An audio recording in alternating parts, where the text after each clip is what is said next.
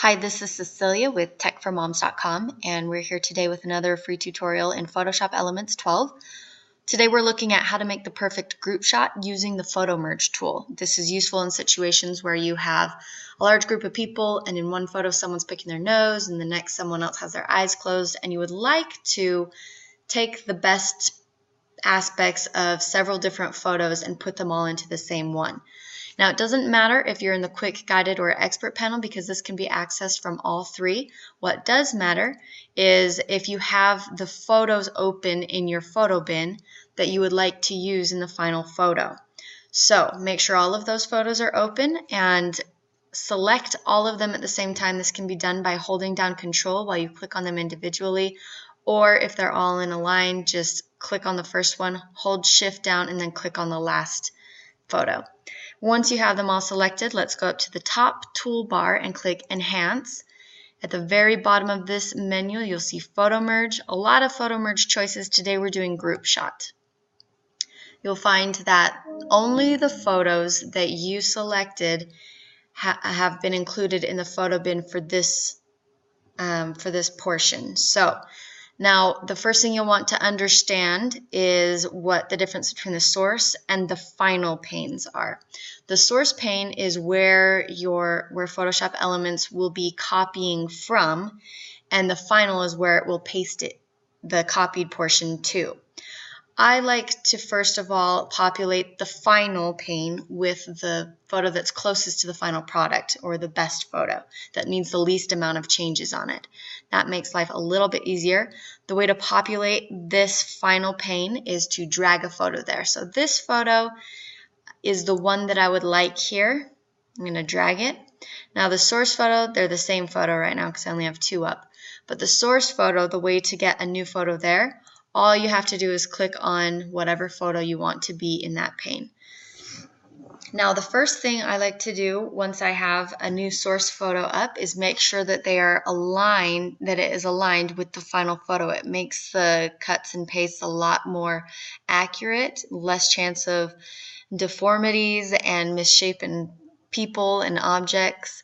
So that's the first sign of an amateur. We would like to avoid that if at all possible. The way that you align photos is by going to Advanced Options on the right panel, clicking on it, and then you click on Alignment Tool. With the Alignment Tool, when you hover your mouse over either of the pictures, you'll see that 3 markers have appeared, numbered 1 through 3.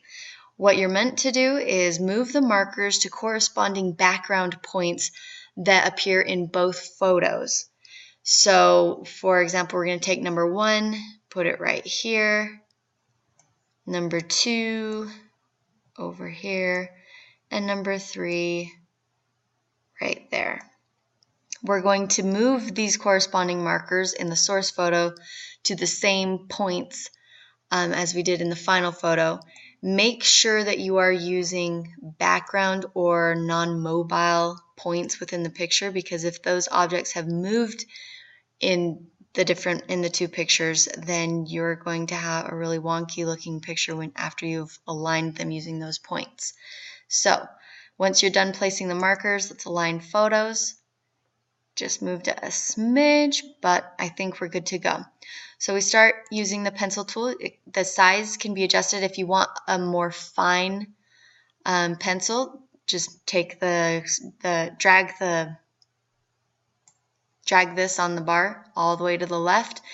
The more you go to the right, the bigger it is of a pixel. So I like to keep it relatively small, so we're going to do, I'm actually going to use the brackets to change the size. So that's a shortcut for you, the bracket keys on your keyboard.